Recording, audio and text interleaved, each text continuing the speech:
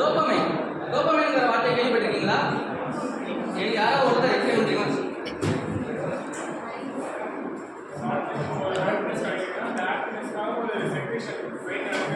Correct. பிரைன்ல இருக்க ஒரு liquid secret ஆகிறது தான் டோபமைன். அது வந்து எப்படின்னா நம்ம அச்சீவ்மெண்ட் பண்ணும்போது கிடைக்கும்.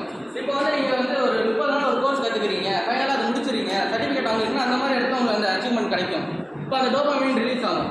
இப்போ இதே வந்து ஷார்ட் வீடியோவில் நீங்கள் பார்த்தோம் 30 செகண்ட் டோபமைன் ரிலீஸ் ஆகும். எப்படி